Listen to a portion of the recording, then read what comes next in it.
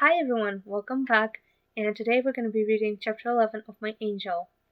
And if you're new to this book, I suggest you to go watch the other 10 chapters. And right now, let's get started.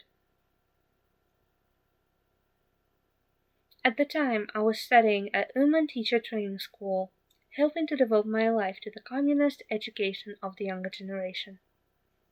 I was a good student, but as always, I wanted to be loved and needed, which again, as always, created problems for me. One day I was walking along the central square of the glorious city of Uman with one of the most popular girls.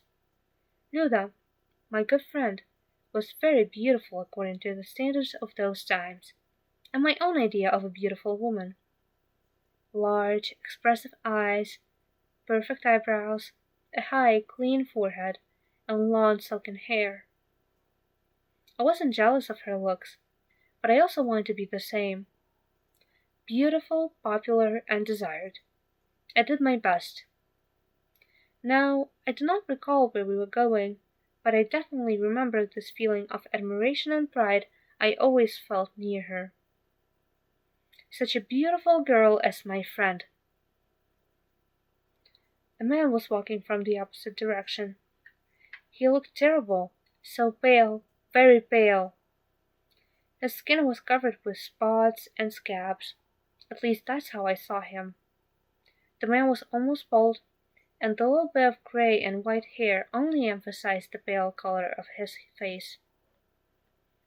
He looked as if he just came out from the grave. It gave me the creeps when he started talking.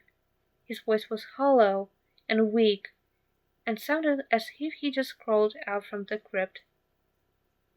You, he said, turning to my girlfriend, will have a difficult, not very happy life.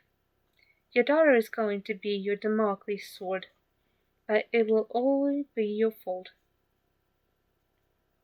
And you, he looked at me with his pale blue, almost colorless eyes, you will be rich, loved, and happy. I thought he even smiled a little, and then he just walked away. Luda said nothing. This can't be happening. I was stunned, and turned around to take another look at him and ask him who he was. But the man had disappeared. Did you see how scary that man was? I asked Luda. What man? The one that has just passed by. Are you okay, Paulina? I didn't see anyone. How could it be, I thought then, that she didn't see him? Probably she just didn't pay attention. Anyway, who was beautiful, Luda, and who was I? How could it happen that she would be unhappy and me, rich and loved? Later, when life was particularly hard, after I understood much of what had to be understood, I thought about this strange man, with bitterness. Back then I really wanted to believe it was not hallucination. That prophets did exist, and that happiness, wealth, and love were waiting for me. But what was happening to me was anything but happiness, wealth, or love. It couldn't have been just an illusion, I thought sometimes, or could it? Now, after this unexpected conversation with Maria Vasilievna, I remembered for some reason that strange man, and I believed both him and her. Maria Vasilievna, please, just one question, only one. Depends on the question, the woman said. Tell me, this explosion, was it an accident, or was someone trying to kill me? No, it was not an accident. There are no accidents. But the person who tried to do it was only an instrument, and you have to forgive him. Who was it? Well, my dear, I will definitely not tell you that. Do you know who that was? Yes, of course, but I cannot tell you, and I don't want to.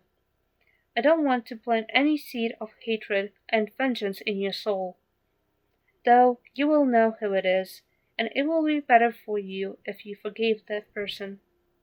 Forgive him? But will he, this almost killer, bear any punishment? Oh, he will.